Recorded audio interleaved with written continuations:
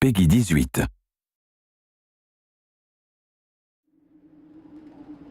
The North is a dangerous place for small buggies like yours. Afraid you're gonna need something with a little more muscle. Fundamentally, a first-person shooter needs to pull the player into the action, to have him ducking and dodging in his chair what he sees coming at him on the screen. But with Rage, we've gone beyond that.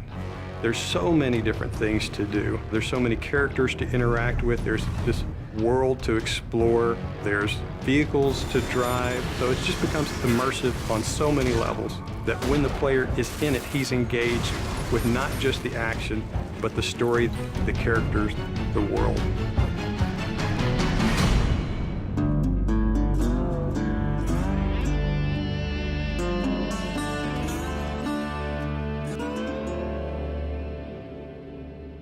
The Wasteland in Rage is kind of like a plate that the rest of the game sits on.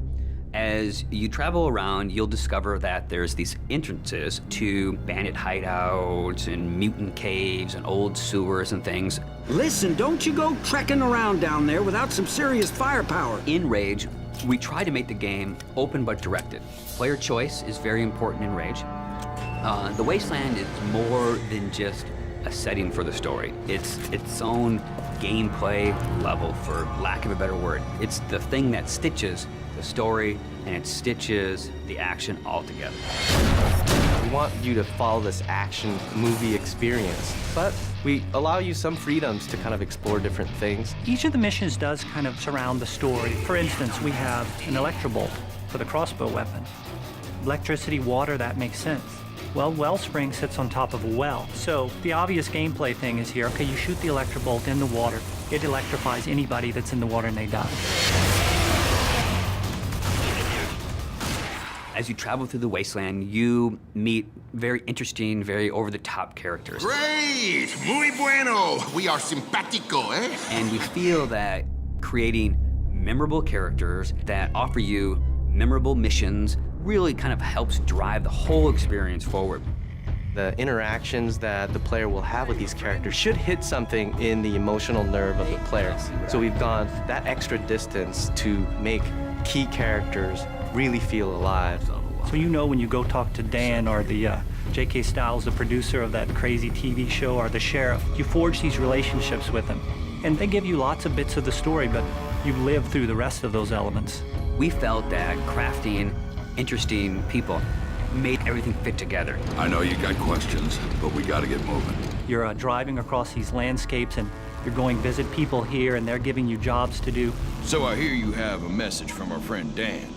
Let's have it then. One of the things that we discovered with Rage is when people saw us drive around, shooting other cars, they immediately said, I want to do that in multiplayer.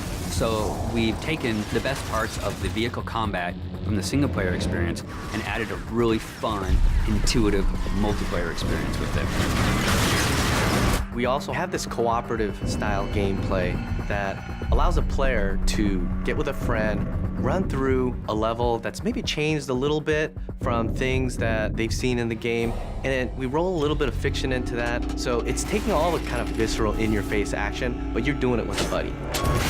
We really have the best of both. We have great co-op missions and some great vehicle multiplayer.